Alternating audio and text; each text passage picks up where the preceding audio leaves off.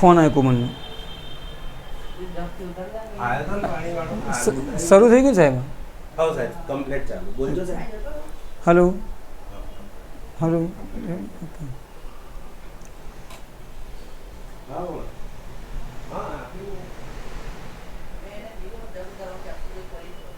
हाँ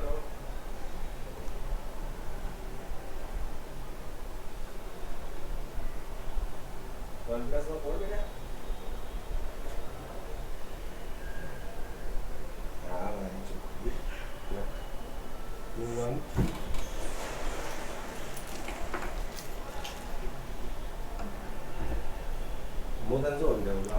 જો આપણે લાસ્ટ ટાઈમ વાર્ષિક હિસાબો શરૂ કરેલા છે.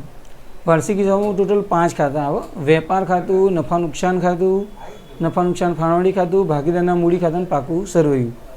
લાસ્ટ આપણે 2 ખાતાવાળા દાખલા જોયા હતા ખાલી પ્રેક્ટિસ માટે. કયા 2 ખાતા? ભાગીદારના મૂડી ખાતા અને નફા નુકસાન ફાળવણી ખાતું. એમાં કઈ કઈ એન્ટ્રી આવે એ આપણે તમને તૈયારી કરાવી હતી ને એ પ્રમાણે આપણે દાખલા બી થોડા કરી દીધા હતા. એટલે લગભગ એ 2 ખાતા તો રેડી. હવે બાકીના 3 ખાતા જે છે વેપાર ખાતું, નફા નુકસાન ખાતું, પાકું સરવૈયું, એ આપણે 11માં જે ભણી ગયા હતા એના એ જ આવશે બધા અને એનું એ જ આપણે રિપીટ કરવાનું આવશે ખાલી એમ. તો અત્યારે તમને હું જે એક વેપાર ખાતું બતાવું છું એ આપણે 11માં તમે ભણી ગયા છો એ પ્રમાણે એનું એ જ છે એમ, 11માનું જ છે એમ.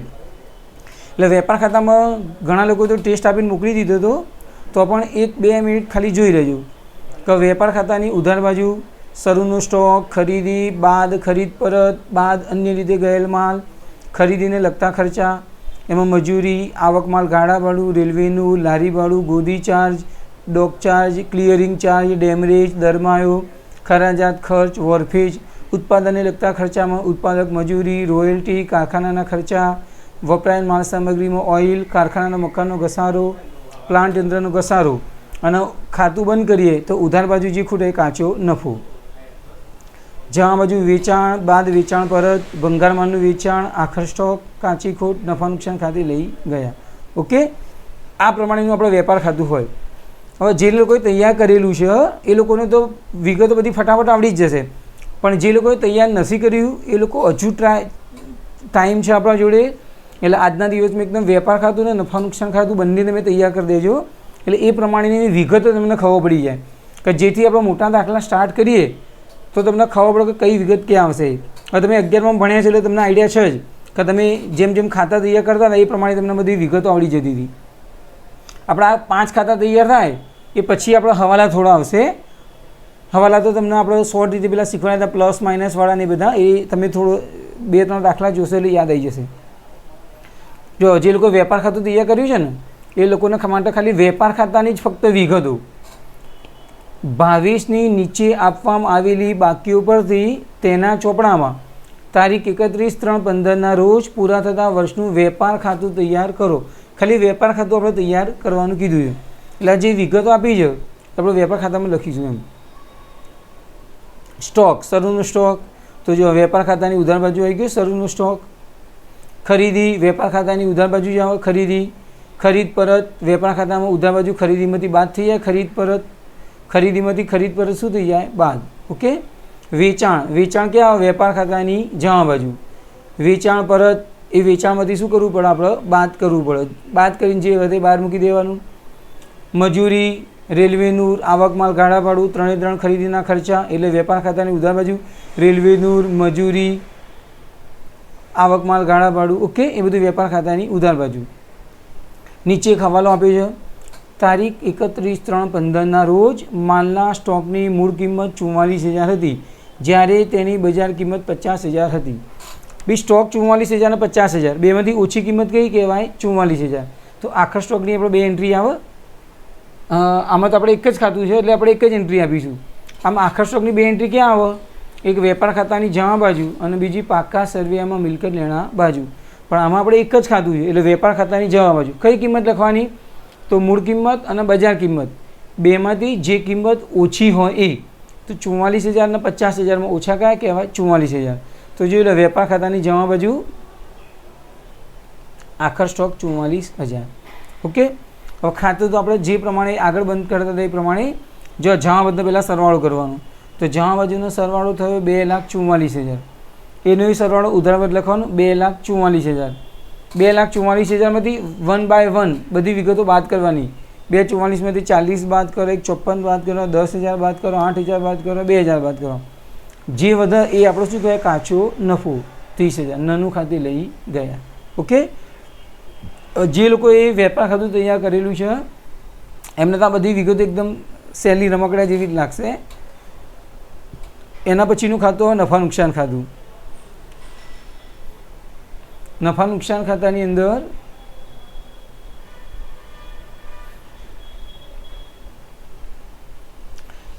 નફા નુકસાન ખાતામાં તમારે યાદ રાખવાનું, ઉધાર બાજુ બધા ખર્ચ આવે. ઉધાર બાજુ શું આવે? બધા ખર્ચ. અને જમા બાજુ બધી શું આવે? આવકો. ઓકે,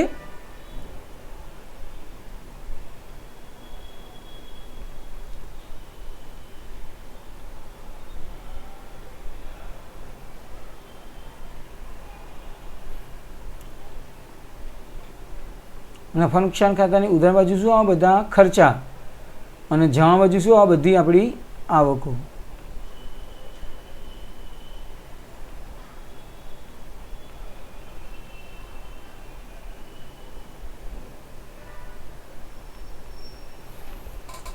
નફા નુકસાન ખાતું જમા બાજુ બધી આપણી આવકો આવે. સાંભળજો, હું બધી વિગતો બોલી દઉં છું, કઈ કઈ વિગતો આવે.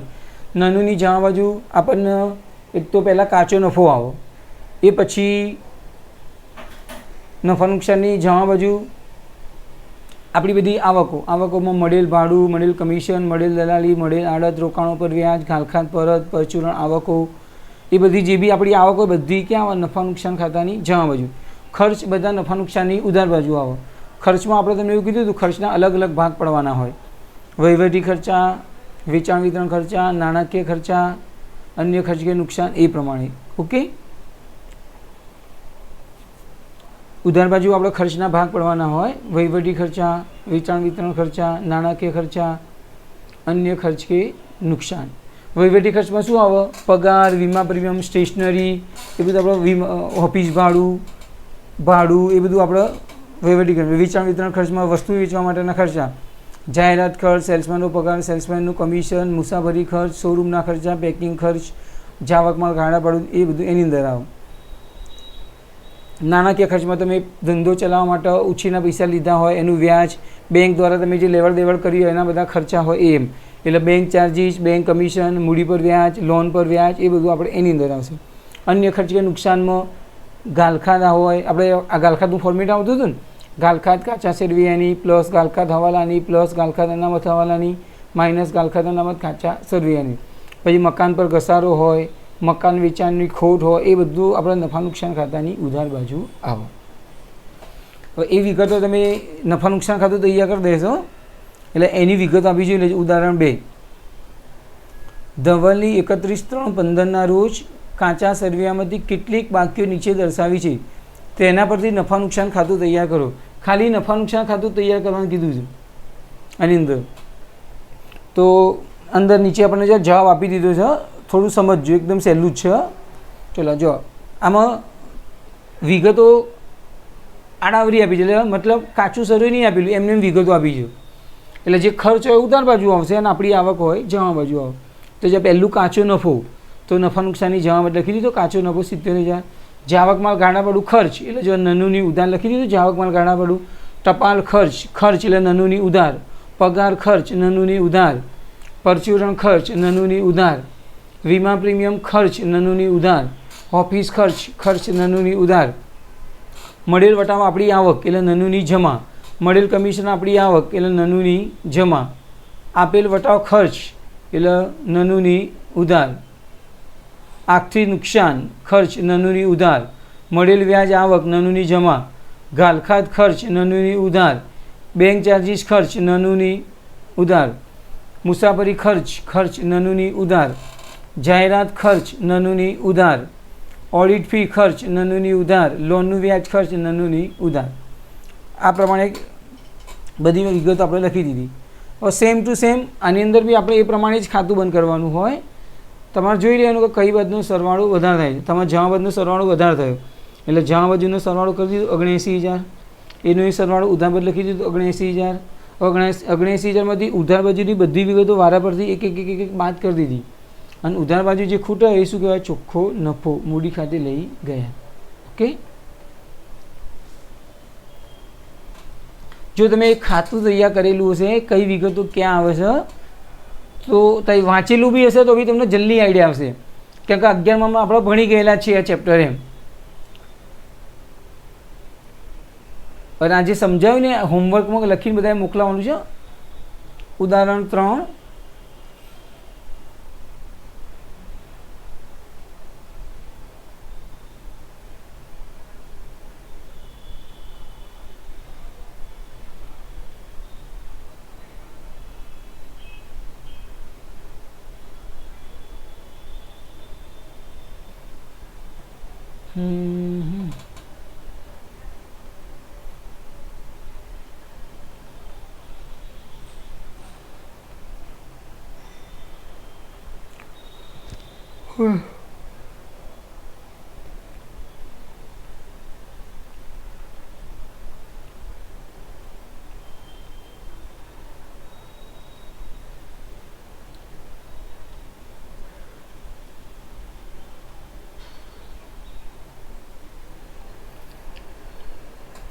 એ નફા નુકસાન ખાતામાં ખબર પડી ગઈ ને બધાને, દરેકને?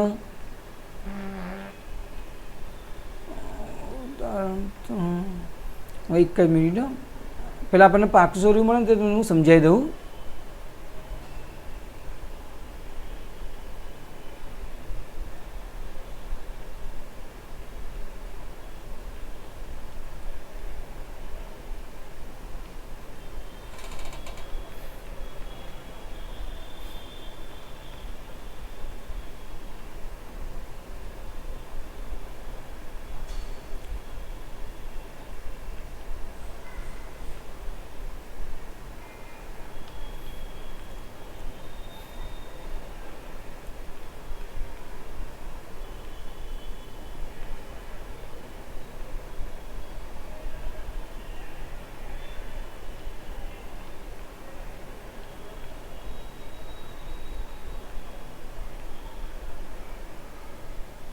જો પાકું સરવૈયું,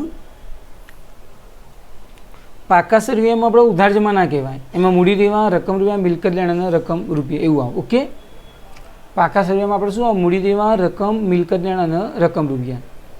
તો મૂડી દેવા બાજુ આપણે 12માં તો કેવું મૂડી ખાતા આપણે તૈયાર કરવાના છે, એટલે આ ફોર્મેટ તમારે યાદ રાખવાની જરૂર નથી. ફોર્મેટ ક્યારે યાદ રાખવાનું હોય? જ્યારે મૂડી ખાતા ના બનાવ્યા હોય ત્યારે. બાકી એકલું મૂડી તમે યાદ રાખશો તો પણ ચાલશે. ફોર્મેટ તો મૂડી ખાતા ના બનાવે તો આપણે ફોર્મેટ બનાવવાનું હોય. મૂડી પ્લસ મૂડીમાં વધારો પ્લસ મૂડી પર વ્યાજ પ્લસ ચોખ્ખો નફો બાદ ઉપાડ, ઉપાડ પર વ્યાજ અને ચોખ્ખી ખોટ. પછી અનામતો, એમાં સામાન્ય અનામત, મૂડી અનામત, અન્ય અનામત, કારીગર અકસ્માત વળતર અનામત, રોકાણ વધઘટ, ભંડોળ. બિન ચાલુ જવાબદારી એટલે આપણે જે લાંબા ગાળાની લોન હોય એ બિન ચાલુ જવાબદારી કહેવાય. બેંક પાસેથી લીધેલી લોન, અન્ય નાણાકીય સંસ્થાની લોન, બાંધી મુદ્દતી થાપણો, સગા સંબંધી મિત્રો પાસેથી લોન. આ આપણું ધંધો શરૂ કરવા માટે જે ઉછીના પૈસા લીધા હોય અથવા ધંધો ચલાવવા માટે જે પૈસા ઉછીના લીધા હોય એ આપણું દેવું કહેવાય, એટલે બિન ચાલુ જવાબદારી. ચાલુ જવાબદારીમાં બેંક ઓવરડ્રાફ્ટ, પરચુરણ, લેણદારો, ચૂકવવાના બાકી ખર્ચ, અગાઉથી મળેલી આવકો, પ્રોવિડન્ટ ફંડ, કારીગર નફાભાગ ભંડોળ એ બધું એની અંદર આવશે. મિલકત સાઈડ તો બે હેડિંગ યાદ રાખવાના, બિન ચાલુ મિલકતો અને ચાલુ મિલકતો. બિન ચાલુ મિલકતોમાં જનરલી આપણે એવું હોય, આપણી જે સ્થિર મિલકતો, કાયમી મિલકતો કે ચાલુ મિલકતો હોય એ બધું જ આપણે બિન ચાલુ મિલકતોમાં આવે. પાઘડી, જમીન, મકાન, પટ્ટે રાખેલી મિલકત, યંત્રો, ફર્નિચર, પેટન્ટ, ટ્રેડમાર્ક, કોપીરાઇટ, ઢોર ઢાંખર, વાહનો, આ બધી આપણે બિન ચાલુ મિલકતો કહેવાય. છૂટા ઓજારો, સરકારી જામીનગીરીમાં રોકાણ, પ્રોવિડન્ટ ફંડમાં રોકાણો, શેર કે ડિબેન્ચરમાં રોકાણ, આ બધી આપણે બિન ચાલુ મિલકતો કહેવાય. ચાલુ મિલકતોમાં આખર સ્ટોક, લેવાદારો, રોકડ શિલ્લક, બેંક શિલ્લક, સ્ટોર અને સ્પેર પાર્ટ, મળવાની બાકી આવકો, લોન અને ધિરાણમાં ધીરેલી લોન, લેણી હુંડી, અગાઉથી ચૂકવેલ ખર્ચા, કર્મચારીની આપેલી લોન, એ બધી વિગત આપણે એની અંદર આવશે. ઓકે,